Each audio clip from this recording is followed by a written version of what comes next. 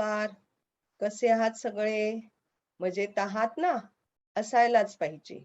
घरी राहा, सुरक्षित राहा, आपली आणि आपल्या आरोग्याची काळजी घ्या. बृहन्मुंबई महानगरपालिका शिक्षण विभाग आयोजित शाळा बंद पण शिक्षण सुरू या अभिनव उपक्रमाअंतर्गत मी श्रीमती अनघा अरविंद निवाते, सहाय्यक शिक्षिका, सुभाषनगर एज्युकेशन सोसायटीची सुधा मोहन वेर्णेकर प्राथमिक शाळा, चेंबूर, मुंबई आपणा सर्वांचे मनापासून स्वागत करते. बाळांनो, मागच्या मराठीच्या तासामध्ये तुम्ही ते अमर हुतात्मे झाले या कवितेचा अभ्यास केलेला आहे. आज आपण त्याच कवितेचा स्वाध्याय सोडवणार आहोत. म्हणजे काय? तर ती कविता तुम्हाला कितपत समजली आहे हे आपण आता पाहणार आहोत. पण त्या अगोदर तुमच्यापैकी कोणाला कविता म्हणता येते का? कोणी म्हणू शकतो का? अरे वा, व्हेरी गुड. हा, रुची बोल बाळा. रुची.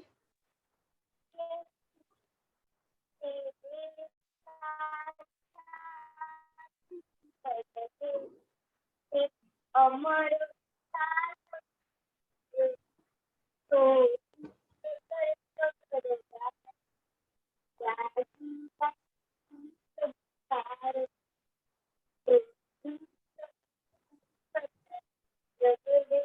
तुम्हाला आवडेल? आवडेल की नाही? बघूया आपण, तुम्हाला आवडते का?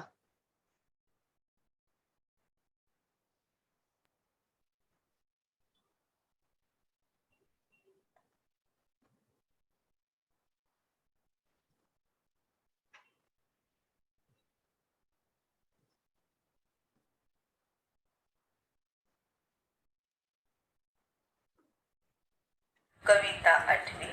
ते अमर हुतात्मे झाले. कवी वी म कुलकर्णी. मुलांनो, कविता ऐका व पाठ करा. ते देशासाठी लढले, ते अमर हुतात्मे झाले. ते देशासाठी लढले, ते अमर हुतात्मे झाले. सोडिले सर्व घरदार, त्यागिला सुखी संसार. ज्योती समजीवन जगले, ते देशासाठी लढले, ते देशासाठी लढले. तो तुरुंग ते उपवास, सोसला किती वनवास. कुणी फासावरती चढले, ते देशासाठी लढले. झगडली झुंजली जनता, मग स्वतंत्र झाली माता. हिमशिखरी ध्वज फडफडले, ते देशासाठी लढले. हा राष्ट्रध्वज साक्षीला, करू आपण वंदन याला. जय गीत गाऊया आपुले, ते देशासाठी लढले, ते देशासाठी लढले. कविता. बाळांनो, या कवितेमध्ये आपल्याला असं सांगितलेलं आहे की अगोदर बाळांनो, तुम्ही अभ्यास करताना पाहिलेला आहे, ऐकलेलं आहे की 15 ऑगस्ट 1947 पूर्वी आपल्या भारत देशावर इंग्रजांचं राज्य होतं. म्हणजेच काय? तर आपला भारत देश पारतंत्र्यात होता. पण नंतर अनेक ज्ञात अज्ञात जे काही क्रांतिकारक होते, त्या सगळ्यांनी मिळून त्या पारतंत्र्यातून आपल्या भारत देशाला, आपल्या भारत मातेला स्वतंत्र केलेलं आहे, स्वातंत्र्य मिळवून दिलेलं आहे. त्या काळी आपल्याला कोणत्याही प्रकारचे सण, उत्सव किंवा कुठेही जाणं येणं असे कोणतेही अधिकार किंवा कर्तव्य आपल्याला नव्हते. पण या सगळ्यांच्या अथक प्रयत्नाने, नुसतं प्रयत्नच केलेले नाही तर काहींनी तर आपलं प्राण सुद्धा गमावलेलं आहे आणि अशा या क्रांतिकारकांमुळेच आपल्या या भारत देशाला स्वातंत्र्य मिळालेलं आहे आणि त्याचंच वर्णन या कवितेमध्ये कवी वि.म. कुलकर्णी यांनी करून दिलेलं आहे की आपल्याला माहित असलं पाहिजे की आपला भारत देश कसा होता आणि त्याच्यासाठी आपल्याकडे किती जणांनी प्रयत्न केलेले आहेत हे आपल्याला माहित व्हावं यासाठीच ही कविता आपल्या पुढे आपल्या पाठ्यपुस्तकामध्ये आलेली आहे. मग याच्यामध्ये मी थोडक्यात सांगेन की ही जी कविता आहे याचा सारांश तुम्हाला सांगते की ही कविता आहे ती देशासाठी जे अनेक क्रांतिकारक लढले, ज्यांनी आपल्या प्राणाचं बलिदान केलं त्यांच्यासाठी आहे आणि ते अमर हुतात्मे झाले. अमर म्हणजे काय? तर ज्याला मरण नाही असे. हुतात्मे म्हणजे काय? तर देशासाठी ज्या वीरांनी बलिदान केले असे त्यांना म्हणायचं हुतात्मा. मग हे हुतात्मे ठरले. मग त्यांनी काय काय केलं? तर आपल्या देशाला स्वातंत्र्य मिळवून देण्यासाठी आपलं घरदार सोडलं, सुखी संसार सोडला, आपला जो प्रपंच म्हणजेच काय तर संसार सोडलेला आहे आणि त्याप्रमाणे एवढंच नाही तर ज्योती म्हणजे जसं स्वतः जळते आणि इतरांना प्रकाश देते त्याप्रमाणे ते आपले जीवन जगले आहेत. हे असे हुतात्मे क्रांतिकारक. आणखी काय काय त्यांना सोसावं लागलंय तर तुरुंगवास भोगावा लागलाय, म्हणजे कैदखान्यात जाऊन राहायला लागले, उपवाशी राहायला लागले आहे. म्हणजे काही वेळेला त्यांना लपून छपून लढाई करायला लागायची, त्यावेळेला त्यांना जेवायला सुद्धा मिळायचं नाही, म्हणजे उपवास घडायचा त्यांचा. त्याच्यानंतर त्यांना अनेक हाल अपेष्टा सहन कराव्या लागल्यात. वेळ प्रसंगी इंग्रज सरकारचा त्यांना मार सुद्धा खावा लागलेला आहे. काही जे क्रांतिकारक होते त्यांना सुळावर चढवण्यात आलं, म्हणजेच काय तर फासावर सुद्धा चढवण्यात आलेला आहे. काहींनी स्वतःहून आपल्या प्राणाचं बलिदान केलेलं आहे. असे हे देशासाठी लढलेले अमर हुतात्मे झालेले आहेत. म्हणजेच काय की अमर म्हणजे आजही त्यांचं नाव आपण मोठ्या आनंदाने किंवा उत्साहाने घेतो की त्या लोकांमुळेच आज आपण संपूर्ण जगामध्ये कुठेही जाऊ शकतो. जर त्यांनी आपल्या देशाला स्वातंत्र्य मिळवून दिलं नसतं तर आपल्याला असे कोणत्याही प्रकारचे अधिकार कर्तव्य मिळाले नसते. त्याशिवाय त्यांनी काय केलेलं आहे तर पारतंत्र्य म्हणजे इंग्रज सरकार विरुद्ध जाऊन त्यांनी त्या इंग्रज सत्तेविरुद्ध लढा दिला होता.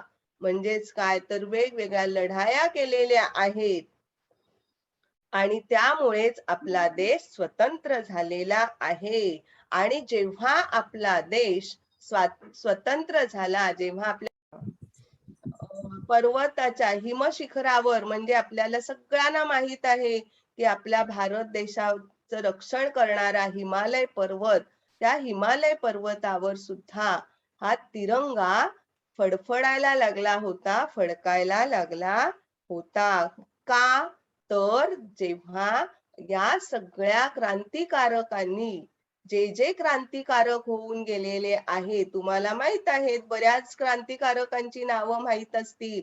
भगतसिंग, राजगुरू, सुखदेव, चंद्रशेखर आझाद, सुभाषचंद्र बोस यासारखे अनेक क्रांतिकारक आहेत की त्यांनी आपला देश स्वतंत्र व्हावा यासाठी काय केलेले आहे, खूप प्रयत्न केलेले आहेत आणि म्हणूनच आज ते काय आहेत, अमर आहेत, हुतात्मे आहेत की त्यांनी लढता लढता आपलं प्राण गमावलेलं आहे.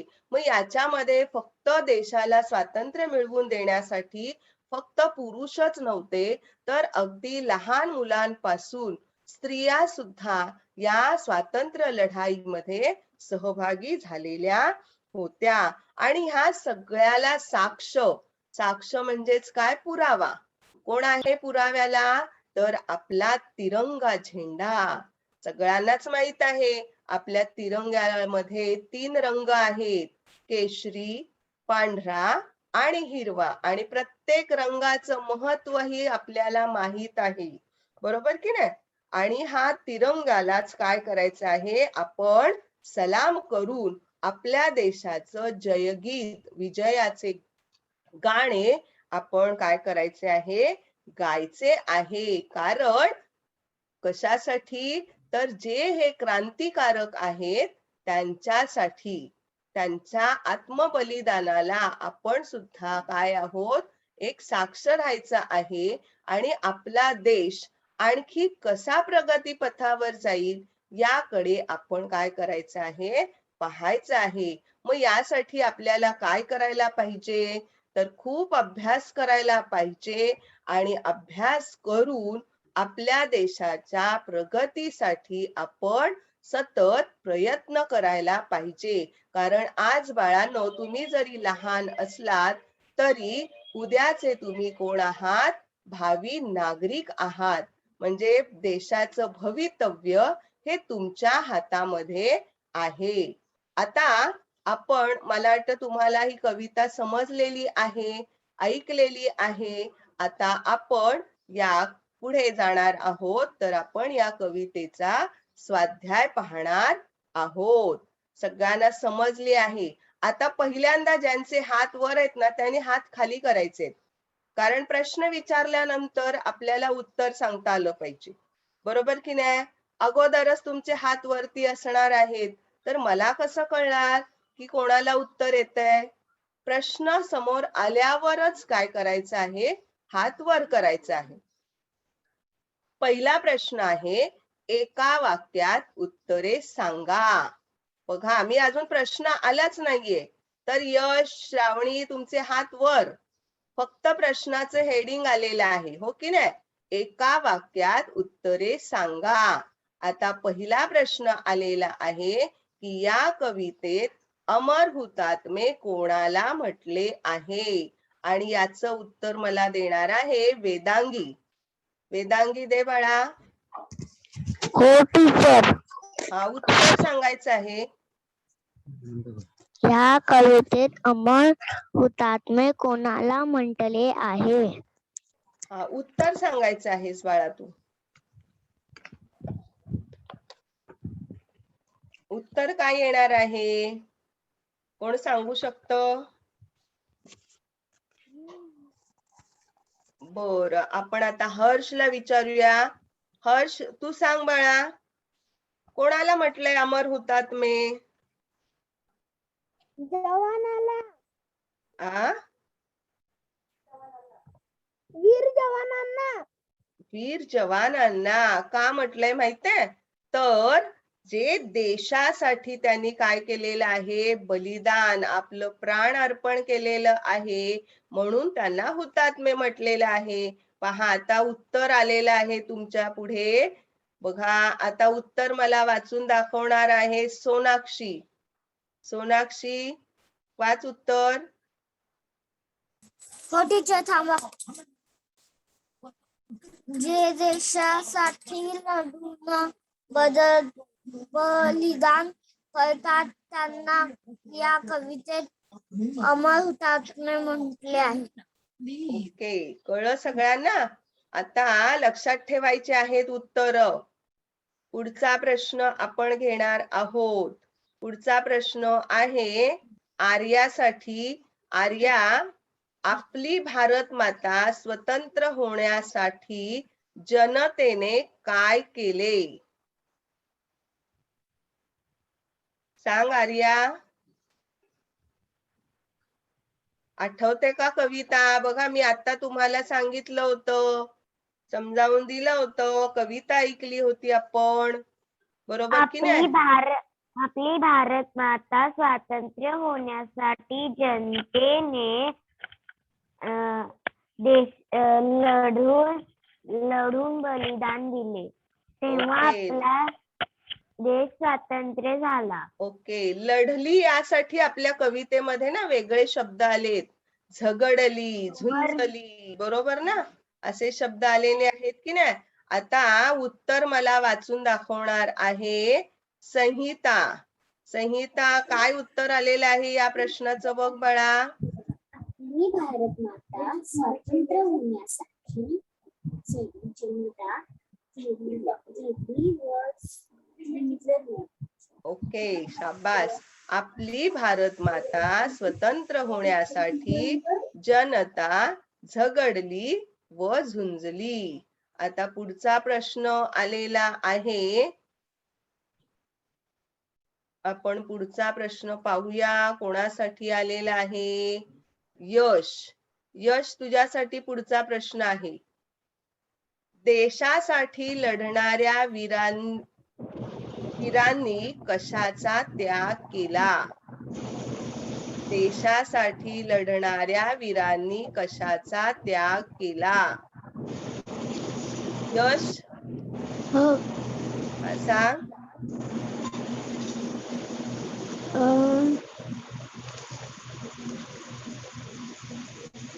बघ, येतंय का? आठवते का काही कविता? कवितेच्या ओळी आठवतायत का? बरं, आपण जाऊया पुढे. लावण्या सांगणार आहे. लावण्या वाघमारे, सांग. देशासाठी लढणाऱ्या वीरांनी कशाचा त्याग केला?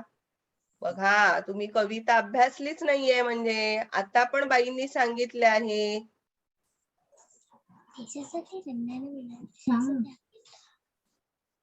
घरदार सोडले. हा, घरदार. Very good. घरादाराचा आणि सुखी संसाराचा त्याग केला होता. आता उत्तर वाच तूच लावण्या. बघ काय आले. लढणाऱ्या वीरांनी घरदाराचा व सुखी संसाराचा त्याग केला. ओके, देशासाठी लढणाऱ्या वीरांनी कशाचा त्याग केला? तर घरादाराचा आणि सुखी संसाराचा त्याग केला. आता पुढचा प्रश्न येणार आहे. परी. परीसाठी आहे पुढचा प्रश्न. वीर हुतात्मे कुणासारखे जीवन जगले? वीर हुतात्मे कुणासारखे जीवन जगले? परी, सांग.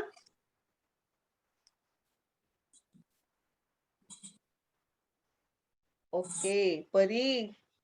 पुढे श्रवण यादव, सांग बरं बाळा. ज्योती सारखे. हा, शाबास. पूर्ण वाक्यात उत्तर सांग. पूर्ण वाक्यात. वीर हुतात्मे ज्योती सारखे जीवन जगले. व्हेरी गुड, शाबास. बघ आता उत्तर आलेलं. वीर हुतात्मे ज्योती सारखे जीवन जगले. शाबास, गुड. आता आपण जाणार आहोत पुढे. रुद्र साठी येणार आहे प्रश्न. रुद्र, तू सांगणार आहे. अमर हुतात्म्यांनी काय काय सोसले? अमर हुतात्म्यांनी वनवास सोसला, उपवास सोसला. Okay, very good. बघ आता बाळा, उत्तर काय आलेलं आहे तुझ्यासाठी? वाच तूच उत्तर. अमर हुतात्म्यांनी तुरुंगवास, उपवास व वनवास सोसला. शाबास. अमर हुतात्म्यांनी तुरुंगवास, उपवास आणि वनवास सुद्धा सोसला होता. वनवास म्हणजे काय रे, माहित आहे का? तर सगळ्यांपासून दूर राहायचं. तिथे कोणीही आपल्याला भेटणार नव्हतं. तुम्ही जर रामायण पाहिलं असेल तर तुम्हाला आठवलं असेल की राम आणि सीता वनवासात गेले होते, घरच्यांपासून दूर होते. तसेच हे अमर हुतात्मे सुद्धा आपलं घर दार कोणीही तिथे त्यांना भेटणार नव्हतं. अशा ठिकाणी राहून ते देशासाठी मात्र लढत होते. काहीतरी त्या कारवाया करत होते ते. म्हणजे इतकं त्यांनी सोसून आपल्याला देश स्वातंत्र्य करून दिलेला आहे. मग हे स्वातंत्र्य टिकवणं हे आपलं प्रत्येकाचं कर्तव्य आहे. आता पुढचा प्रश्न जाणार आहे. भावेश साठी आलेला आहे प्रश्न. भावेश, भारत माता स्वतंत्र झाल्यावर कोठे ध्वज फडफडले? पर्वत. हा, काय नाव होतं त्या पर्वताचं बाळा? हिमालय. हिमालय. ओके, आणखी मला कोण सांगणार आहे? बरं, जान्हवी. जान्हवी सांग बाळा उत्तर याच प्रश्नाचं. भारत माता स्वतंत्र झाल्यावर कोठे ध्वज फडफडले? भारत माता स्वातंत्र्य झाले कोणते धनुष फडफडले? कोठे फडफडले ध्वज, आठवतंय का? थांबाबाई. उत्तर सांगायला थांबा कशाला बाळा? तिरंगा. ध्वज भारत म्हणजे माता. तिरंगा. कुठे फडफडला तो? स्वतंत्र झाल्यावर. प्रश्न काय समजून घे बाळा, की भारत माता स्वतंत्र झाल्यावर कोठे ध्वज फडफडले? कोठे फडफडले? हा, बरं. आता आपण आणखी कोणाकडे तरी जाऊया, दुसरीकडे. रणजित सांगू शकतो का? तुला काही आठवतंय का बघ? भारत माता स्वतंत्र झाल्यावर हिमालयावर ध्वज फडफडले. Okay, very good. बघ आता उत्तर काय आलेलं आहे? शिखरावर. भारत माता स्वतंत्र झाल्यावर हिमशिखरावर ध्वज फडफडले. शिखर कशाला म्हणायचं? तर पर्वताचा जो वरचा शेवटचा टोक असतो की नाही, त्याला काय म्हणायचं? शिखर म्हणायचं. आणि तिथे आपल्या भारत देशाचा तिरंगा फडफडला. केव्हा? जेव्हा आपला भारत देश स्वतंत्र झाला तेव्हा. आता पुढचं मला प्रश्न सांगणार आहे. प्रश्नाचं उत्तर ऋषाली, बघ तुला काय आलेलं आहे? कुणाला वंदन करून जयगीत गाऊया असे म्हटले आहे? कुणाला वंदन म्हणजे नमस्कार करून जयगीत गाऊया असे म्हटले आहे?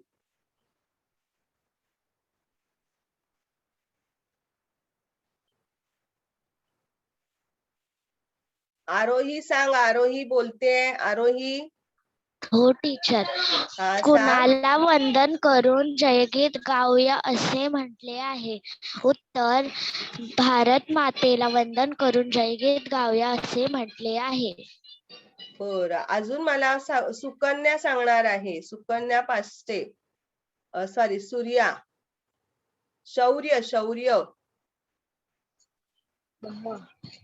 सांग भाऊ.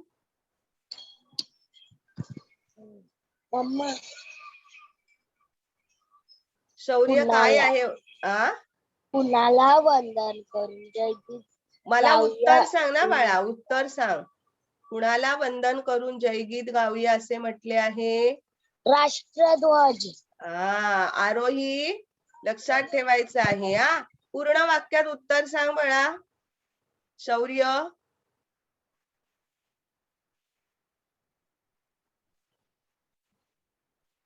बर, आपण आता उत्तर आलेलं आहे. आपण देवेंद्रला वाचायला सांगूया. देवेंद्र, उत्तर वाच. काय उत्तर? राष्ट्रध्वजाला वंदन करून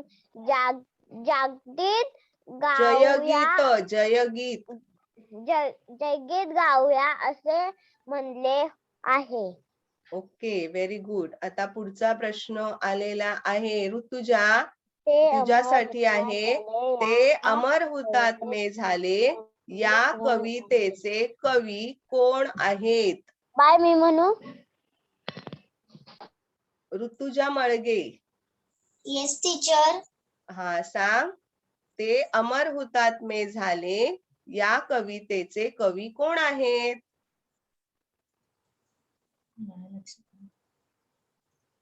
बघा, सुरुवातीला झालेला आहे. जेव्हा कविता ऐकली तेव्हा सुद्धा कवींचं नाव सांगितलेलं आहे. कवी कोणाला म्हणायचं? तर ज्यांनी ही कविता लिहिलेली आहे अशांना आपण कवी म्हणतो की नाही?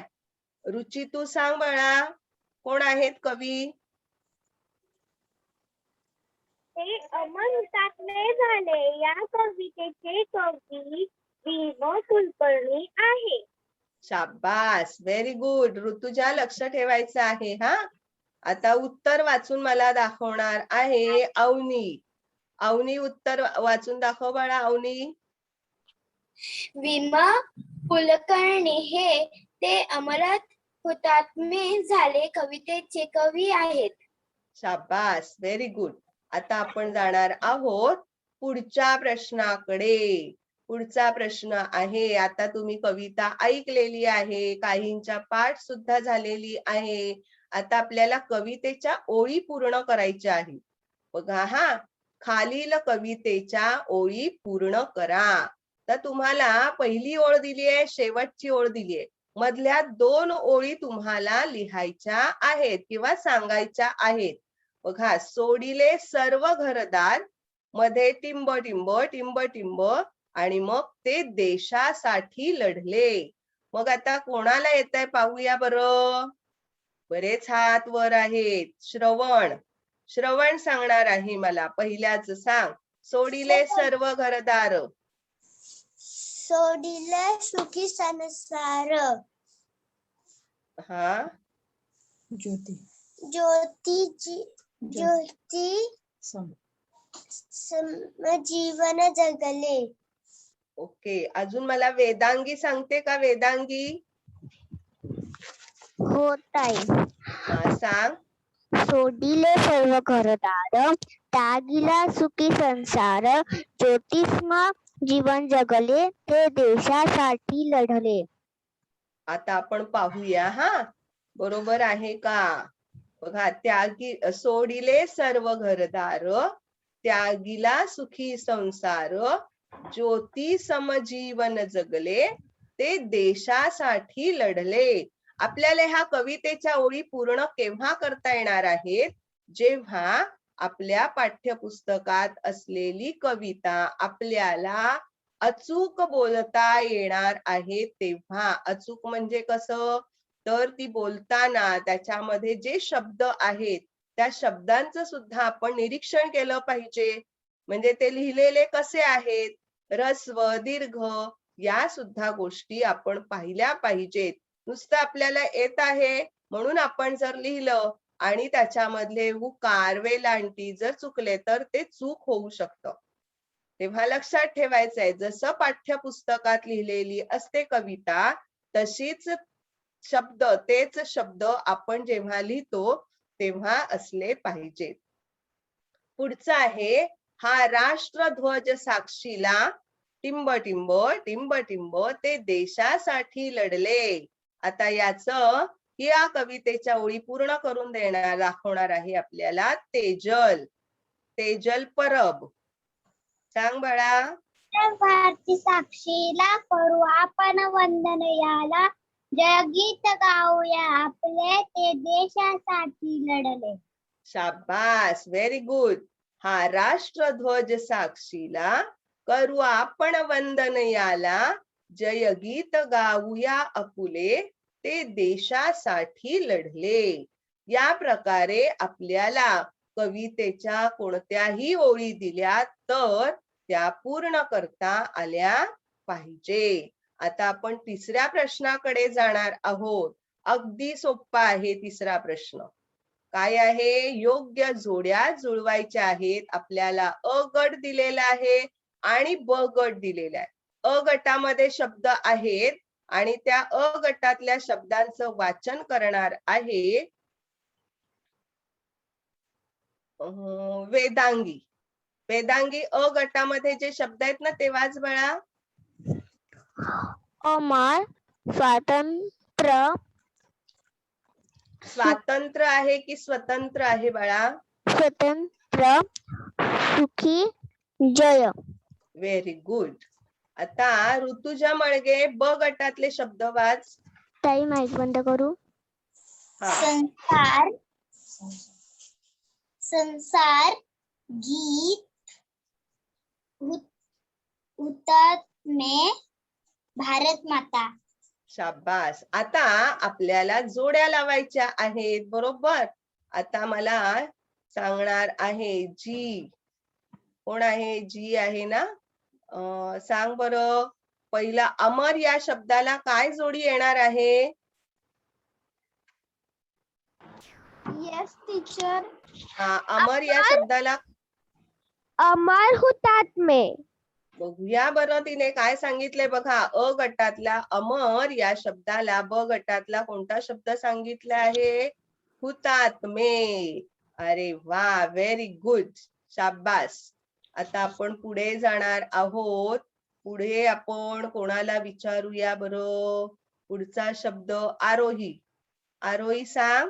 पुढचा ब अ गटातला शब्द आहे स्वतंत्र. मग त्याला ब गटातला कोणता शब्द येणार आहे? स्वतंत्र भारत माता. स्वतंत्र भारत माता. शाबास, व्हेरी गुड. पुढे श्रवण. श्रवण अ गटातला शब्द कोणता आला आहे तिसरा? सुखी. सुखी. आणि मग त्याला कोणता येणार आहे जोडीला शब्द? जोड कोणती होणार आहे? ब गटातला कोणता शब्द लावणार आपण जोडीसाठी? संसार. संसार. Very good. आता राहिलेला आहे ते सांगणार आहे मला वृषाली. वृषाली अ गटातला शेवटचा शब्द कोणता आहे? जय. जय. जय गीत. बघूया बरं वृषालीचं उत्तर बरोबर आहे का? अरे वा, व्हेरी गुड, शाबास. सगळ्यांना आलेला आहे. जोड्या लावा. सोपा प्रश्न आहे की नाही? आता आपण पुढचा प्रश्न पाहणार आहोत. समानार्थी शब्द. समानार्थी म्हणजे अर्थ तोच असणार आहे. समान म्हणजे सारखा अर्थ असणारे शब्द. आपल्या कवितेमध्ये बरेच शब्द आहेत की त्यांचे आपल्याला त्या शब्दाला आणखी म्हणजे त्याच अर्थाचा दुसरा शब्द सुद्धा आपल्याला जाणून घ्यायचा आहे. आता पहिला शब्द आलेला आहे संसार. मग या संसार या शब्दाला कोणता समानार्थी शब्द येईल? काही आठवतंय का? कविता शिकलात तेव्हा गेलेले आहेत हे शब्द. तेजल परब, येतंय का तुला?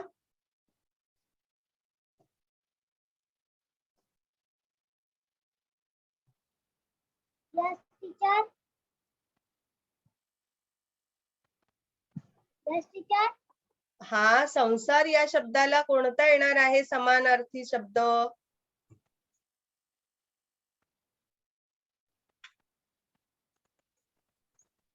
बरं, आपण पाहूया. त्या शब्दाला समानार्थी शब्द आलेला आहे प्रपंच.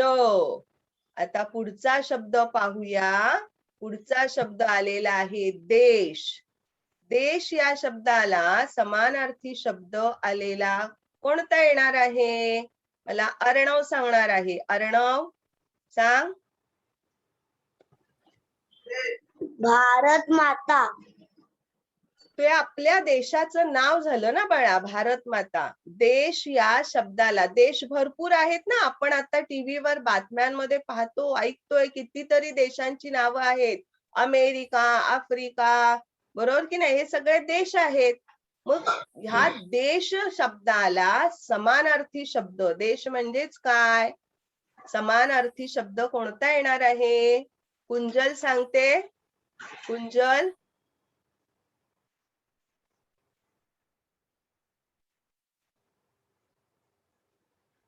बरं, आपण पाहूया. याचा अर्थ ना बाळांनो, तुम्ही वाचन करत नाही आहात. देश या शब्दाला समानार्थी शब्द आहे राष्ट्र. अर्णव लक्षात ठेवायचं आहे. देश म्हणजे भारत माता नाही. भारत आपल्या देशाचं नाव आहे, आपल्या राष्ट्राचं नाव आहे. भारत. कळलं? पण देश या शब्दाला समानार्थी म्हणजे देश या शब्दासारखाच शब्दाच्या अर्थाचा दुसरा शब्द आहे राष्ट्र. पुढचा शब्द आहे जीवन. आणि या शब्दाचा अर्थ आहे, सांगू शकतो भावेश? जीवन या शब्दाचा अर्थ सांगू शकतोस?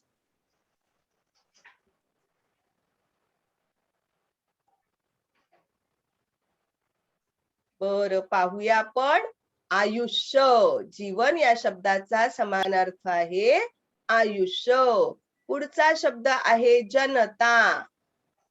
मला आता जनता या शब्दाचा अर्थ सांगणार आहे अंकिता. सांग अंकिता. प्रजा. प्रजा, व्हेरी गुड. आणखी काय म्हणू शकतो आपण, आठवतंय का तुला? प्रजा. आणखी आपण त्याला दुसरा शब्द म्हणणार आहोत लोक.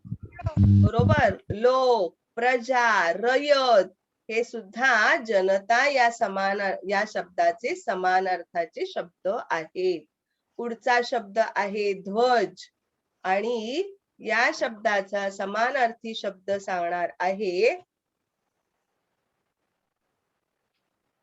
या शब्दाचा समानार्थी शब्द सांगणार आहे अनन्या. अनन्या कांबळे.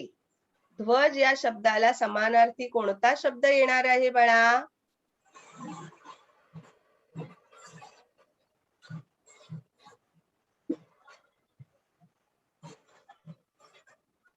तिरंगा, झेंडा, निशाण. बघा, लक्षात ठेवायचे आहेत. पुढचा शब्द आहे तुरुंग. तुरुंग या शब्दाला समानार्थी शब्द काय आहे? सिया, सिया शेडगे.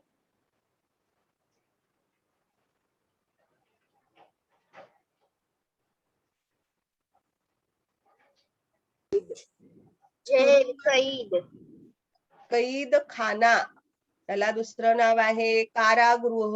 कैद खाना हे तुरुंग या शब्दाला समानार्थी शब्द आहेत. त्यानंतर आहे गीत. गीत म्हणजे काय? कोण सांगेल मला आता? गीत म्हणजे काय? रुची सांग. रुची. गाणे, व्हेरी गुड. नंतर हर्षदा. हर्षदासाठी शब्द आहे स्वतंत्र आणि त्याला समानार्थी शब्द आहे मुक्त. पुढे जाऊया आपण. वंदन. वंदन या शब्दाला समानार्थी शब्द काय आहे रे?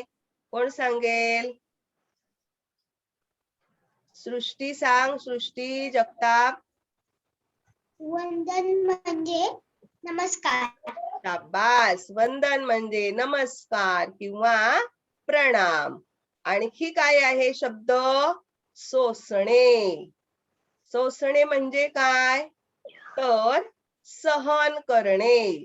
आता ह्या सगळ्या शब्दांचं आपल्याला वाचन करता आलं पाहिजे. आता तुम्हाला बऱ्याच जणांना हे समानार्थी शब्द थोडेसे अवघड असल्यामुळे आले नाहीयेत. पण बाळांनो, आपण जर यांचं सतत वाचन केलं किंवा लिखाण केलं तर आपल्या हे चांगले स्मरणात राहणार आहेत, आठवणीत राहणार आहेत. आता मला या शब्दांचं वाचन करून दाखवणार आहे श्रवण. श्रवण वाच पाहू. हो. पालकांनी मध्ये बोलू नका प्लीज. श्रवण वाच, तूच वाचायचंयस. संसार,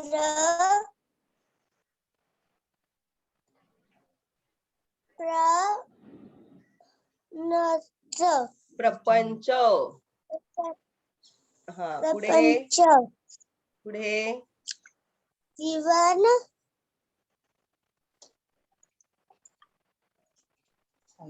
आयुष्य. हा, आपण आता पुढच्याला संधी देऊया. सिया वाच. सिया. हा, वाच सिया. गीत, ध्वज, झेंडा, निशाण. गीत, गाणे. वंदन, नमस्कार, प्रणाम. देश, राष्ट्र. जनता, लोक, प्रजा. तुरुंग, कारागृह. स्वतंत्र, मुक्त. सोसणे, सहन करणे. Okay, very good. तुम्हाला बाळांनो शक्य असेल ना तर स्क्रीनशॉट काढून ठेवा, कारण हे शब्द आपण आपल्या वहीमध्ये सुद्धा लिहून ठेवू शकतो.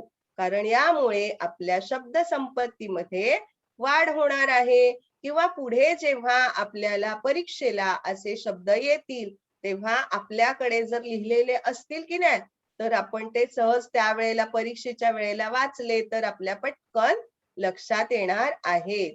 आपण पुढच्या प्रश्नाकडे जाणार आहोत. पुढचा प्रश्न आहे शब्द समूहाबद्दल एक शब्द सांगा. आता पहा, लक्ष ठेवायचं आहे इकडे. पहिला शब्द समूह आलेला आहे देशासाठी बलिदान करणारी व्यक्ती. मग ह्या एवढ्या हे अनेक शब्द आहेत. मग ह्या अनेक शब्दांचा मिळून एकच शब्द होतो. त्याला म्हणायचं हा अनेक शब्द म्हणजे शब्द समूह झाला आणि या शब्द समूहा मिळून शब्द समूहासाठी एकच शब्द वापरला जातो. मग कोणता येणार आहे? काही कोणाला आठवतंय का? पाहू बरं. वेदिका सांगणार आहे. वेदिकाला येतंय शब्द देशासाठी बलिदान करणारी व्यक्ती. मग त्या व्यक्तीला आपण एकच शब्द काय वापरणार आहोत वेदिका? सैनिक. सैनिक. ओके. आणखी कोणी वेगळं सांगतंय? अंकिता, तू काय सांगू शकशील बाळा?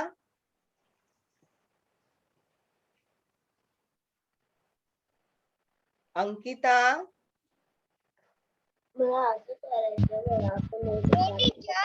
हा काय सांगशील तू? देशासाठी बलिदान करणारी व्यक्ती, तिला काय म्हणायचं?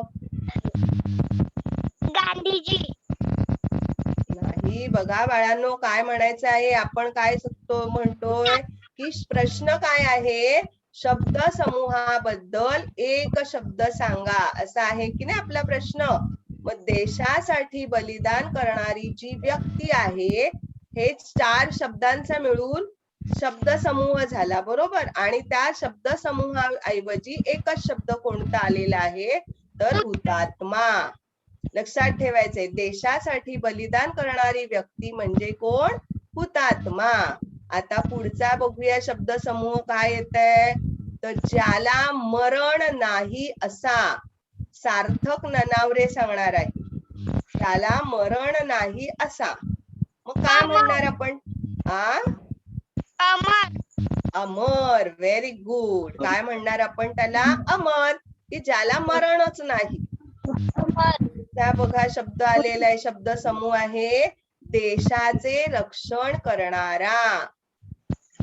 देशाचे रक्षण करणारा. पार्थ.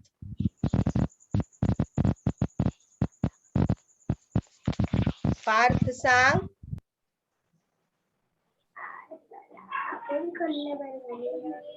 काय म्हणतो आपण त्यांना? आता उत्तर एकाने कोणीतरी सांगितलेलं आहे, पण देशाचे रक्षण करतात त्या व्यक्तीला आपण काय म्हणतो?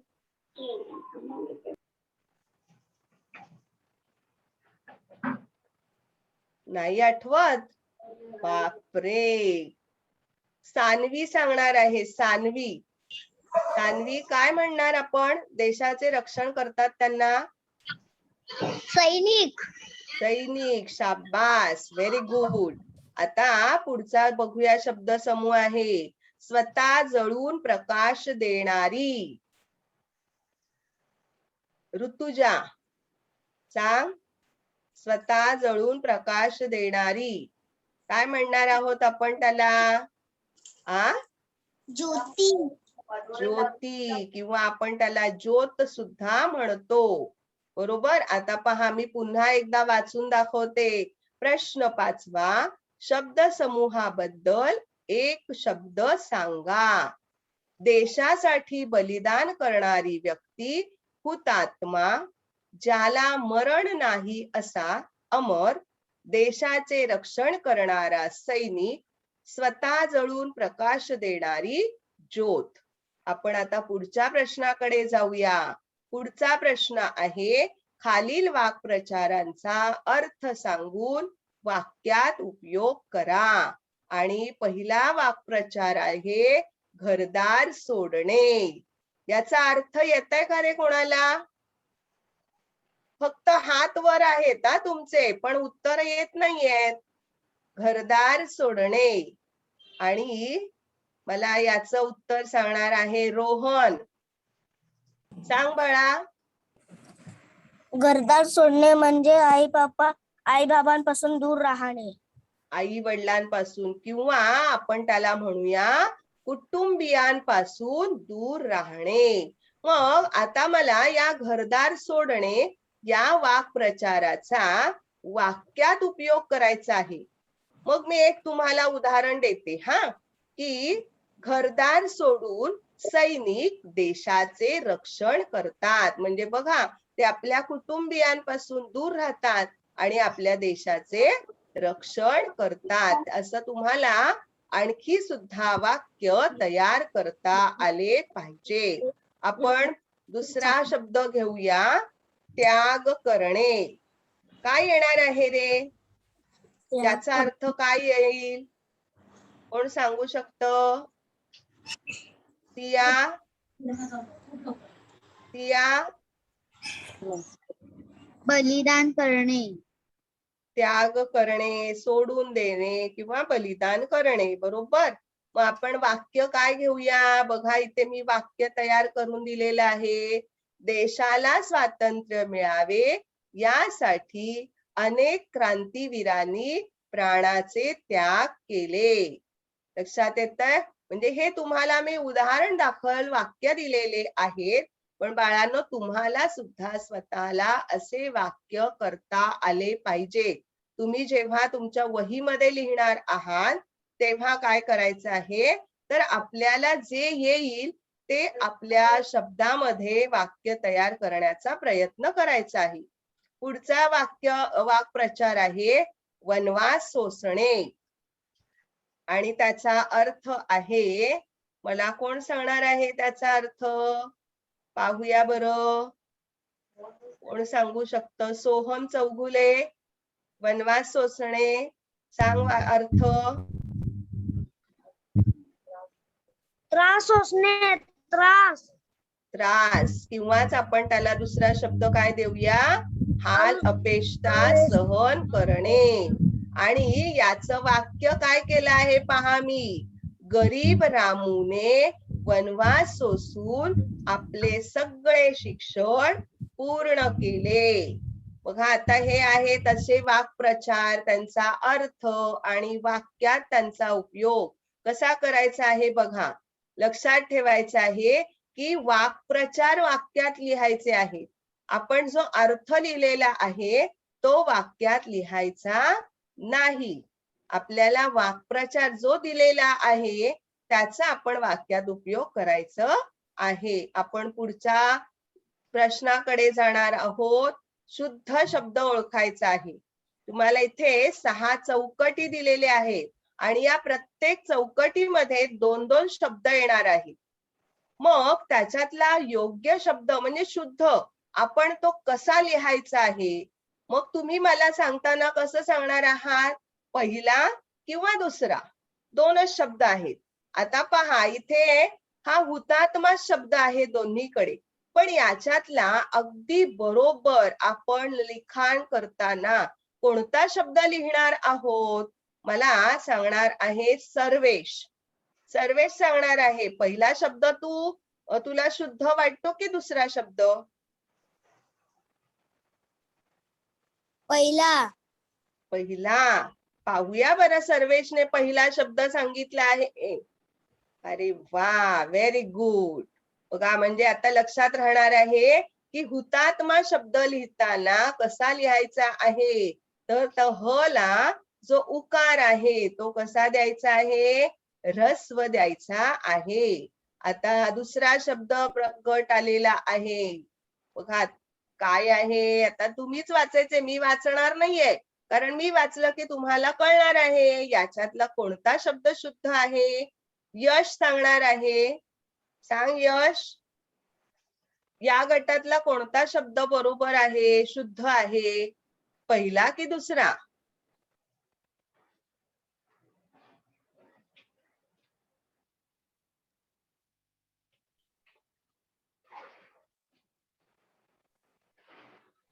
भावेश सांग, भावेश. भावेश,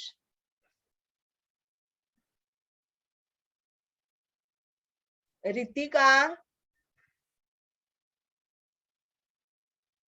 रितिका सांगते तू, कोणता शब्द शुद्ध आहे बाळा याच्यातला? पहिला की दुसरा?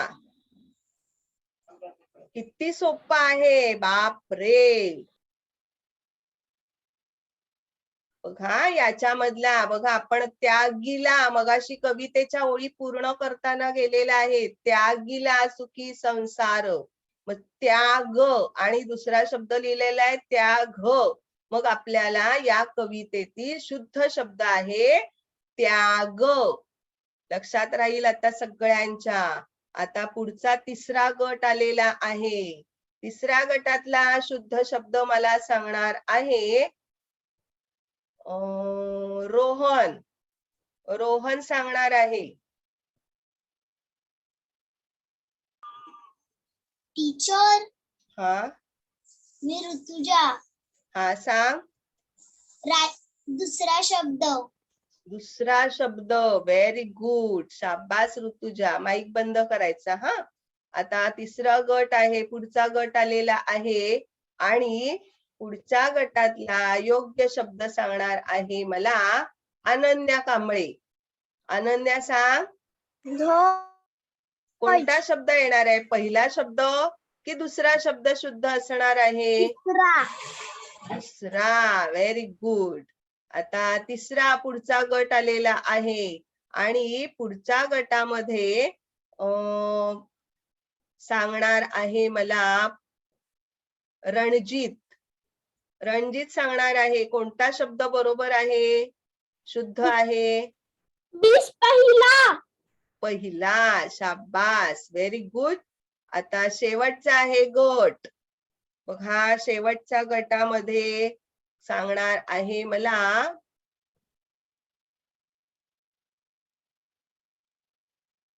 सान्वी वाडकर. सान्वी सांग. कोणता शब्द योग्य येणार आहे, शुद्ध असणार आहे? पुढचा बाई. पहिला. पहिला. शाबास. बघा बाळांनो, तर आपल्याला शब्द तसाच आहे, दिसतोय तोच. बघा इथे ज्योतिसम, ज्योतिसम आणि इथेही तेच लिहिलेलं आहे. फक्त काय केलेलं आहे तर वेलांटी ऱ्हस्व दीर्घ हे पाहायचं आहे आपण आणि त्याप्रमाणे म्हणजे यासाठी आपल्याला बाळांनो खूप निरीक्षण शक्ती आणि वाचनाची खूप गरज आहे.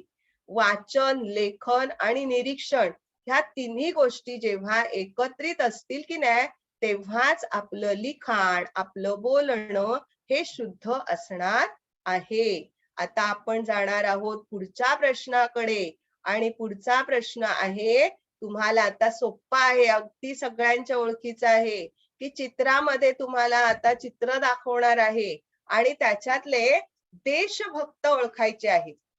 भरपूर देशभक्त तुम्ही आपल्या शाळेमधून पाहता किंवा आता तुम्ही जी तुम्हाला सुरुवातीला मी कविता दाखवली की नाही त्याच्यामध्ये सुद्धा तुम्हाला काही देशभक्त पाहायला मिळालेले आहेत.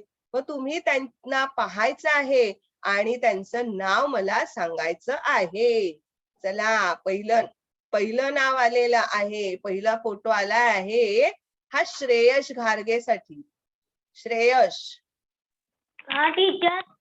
हा सांग पाहू कोण आहेत, ओळखायला येतंय का? भगत सिंग. अरे वा, व्हेरी गुड. कोण आहेत? भगत सिंग. दुसरा आता फोटो आलेला आहे, दुसरा फोटो आलेला आहे अर्णव साठी. अर्णव सांग कोण आहेत, कोणाचा फोटो आहे?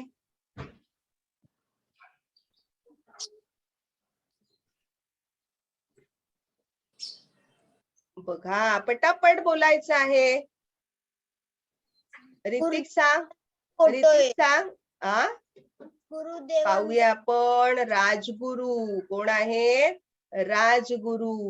आणि पुढचे कोण आलेले आहेत? अतुल लाड सांगणार आहे. अतुल सांग.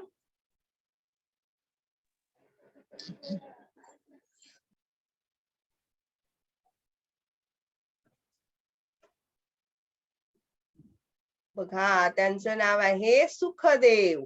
बघा हे तिघ जण होते मित्र. तुम्हाला पुढे यांचा अभ्यास करायचाच आहे पण हे तिघ मित्र होते आणि या तिघांना तिघांनीही एकाच वेळेला म्हणजे आपल्या देशाला स्वातंत्र्य मिळावं यासाठी तिघांनाही इंग्रज सरकारने एकाच वेळेला सुळावर चढवलं होतं. हे भगतसिंग, राजगुरू आणि सुखदेव. यानंतर आपण पाहणार आहोत पुढचं चित्र. कोण आहे? चैतन्य मयेकर सांग. कोण आहेत?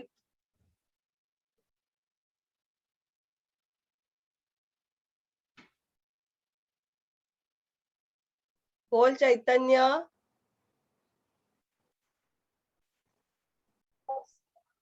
हा, कोण? सुभाषचंद्र बोस. शाबास. कोण आहेत? सुभाषचंद्र बोस. आणखी आहेत का पाहूया आपल्याकडे. ओके, आहेत आणखी. ईश्वर पवार सांगणार आहे. ईश्वर, येतंय तुला नाव यांचं? बघा हात किती जणांचे वरती आहेत, पण प्रश्न विचारला की येत नाही. हो की नाही? आणि हे की नाही बाळांनो, आपण बरेच वेळेला पाहत असतो यांचे फोटो. हा, बोल ईश्वर.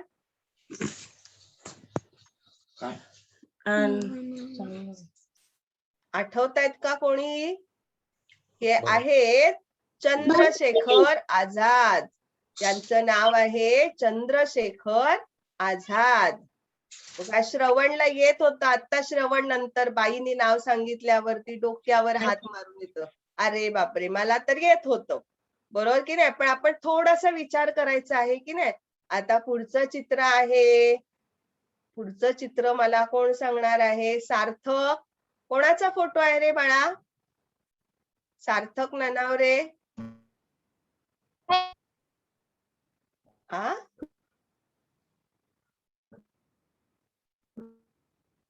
बर, आपण यांचं नाव पाहूया. यांचं नाव आहे वि. दा. सावरकर, म्हणजेच विनायक दामोदर सावरकर.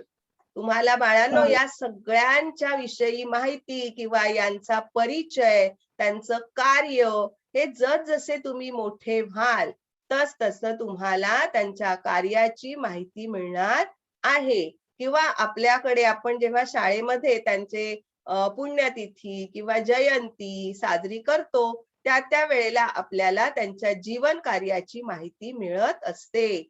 यापुढे आहेत, पाहू बरं आता किती जणांचे हात वरती झाले. हे तर सगळ्यांना ओळखीचे आहेत. संहिता सांगणार आहे. संहिता कांबळे. कोण आहे बाळा? कोण आहे ते? कोणाचा फोटो आहे? हे महात्मा गांधी आहे. ओके, महात्मा गांधी आहेत.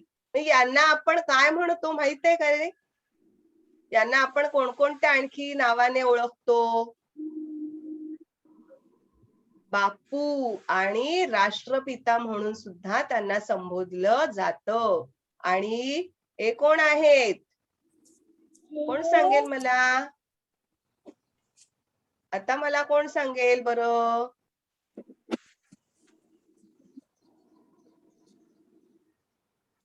शौर्य. शौर्य सांग. शौर्य सांग, कोण आहेत? लोकमान्य टिळक. हा, शाबास. लोकमान्य टिळक. मग बाळांनो हे एवढेच देशभक्त आहेत का? नाही, खूप असंख्य आहेत. असंख्य देशभक्त आहेत की त्यांनी आपल्या देशाला स्वातंत्र्य मिळावं यासाठी अथक प्रयत्न केलेले आहेत. एवढेच नाही तर आपल्या प्राणाचं सुद्धा बलिदान केलेले आहेत. असे अनेक देशभक्त आहेत आणि त्यांची माहिती तुम्हाला जसे मोठे व्हाल तशी मिळणार आहे. मला वाटतं या प्रकारे तुम्हाला सगळा अभ्यास समजलेला आहे. आता तुम्ही घरी काय करायचं आहे? माईक बंद. बाहेर अंधार असला घरात मस्त उजेड वाटतं. आपल्याला आता घरी अभ्यास काय करायचा आहे पहा. तर पहिल्यांदा आपली जी कविता आहे, ते देशासाठी लढले, ते अमर हुतात्मे झाले, ही कविता आपल्याला तालासुरात पाठ करायची आहे. दुसरा आपल्याला अभ्यास आहे, आपल्या झेंड्याचं तिरंग्याचं चित्र काढायचं आहे आणि तो रंगवायचा आहे. आता तो रंगवताना रंग कसे द्यायचे आहेत? तर कवितेच्या ओळी आहेत, एका कवितेच्या ओळी आहेत त्या लक्षात ठेवायचंय. वरी केशरा मध्ये पांढरा खाली हिरवा रंग फुले. ह्या ओळी जर बाळांना तुम्ही लक्षात ठेवल्यात ना तर झेंड्याचा रंग कसा द्यायचा तो आपल्याला त्या ओळी लक्षात आल्यावर बरोबर आपण रंग देऊ शकतो. कारण तिरंग्याचा रंग हा बदलता कामा नये. वरती केशरी मध्ये पांढरा आणि खाली हिरवा. आणि त्या प्रत्येक रंगाचंही महत्व आहे. केशरी रंग आपल्याला त्याग सांगतो, पांढरा रंग शांतता दर्शवतो आणि हिरवा रंग आपल्याला समृद्धी दाखवत असतो. त्यानंतरचा आपला अभ्यास आणखी काय आहे तर क्रांतिकारकांची चित्रे जमवायची आहेत, ती वहीमध्ये चिकटवायची आहेत आणि कोणत्याही एका क्रांतिकारकाची माहिती आपल्या वहीमध्ये लिहून काढायची आहे. याशिवाय देशभक्तीपर गीत आहेत, अनेक गाणी आहेत देशावर आधारित, बरोबर ना. मग ती गाणी आहेत, त्यातली छोटी छोटी गाणी, त्या गाण्यांचा तुम्ही संग्रह करायचा आहे. अशा प्रकारे आजचा हा आपला स्वाध्याय असणार आहे. आणि त्याचा तुम्ही काय करून घ्यायचं आहे, पटकन स्क्रीनशॉट काढून घ्यायचा आहे. कळलं सगळ्यांना? सगळ्यांना या कवितेचा स्वाध्याय थोडासा किचकट वाटला असेल कारण शब्द नवीन आहेत, पण आपल्याला पुन्हा पुन्हा हा स्वाध्याय सोडवायचा असेल किंवा उत्तर पाहायची असतील तर आपण कुठे जायचं आहे, आपल्या BMC EDU मराठी 3 या YouTube चॅनलवर जायचं आहे. हा व्हिडिओ पाहायचा आहे, लाईक करायचा आहे आणि आपले जे आज मित्र मैत्रिणी आलेले नाहीत त्यांना तो शेअर करायचा आहे. आणि अजून जर आपण कोणी सबस्क्राईब केलं नसेल तर सबस्क्राईब सुद्धा करायचा आहे. सगळ्यांनी छान छान उत्तरे देण्याचा प्रयत्न केलेला आहे. सगळ्यांना थँक्यू.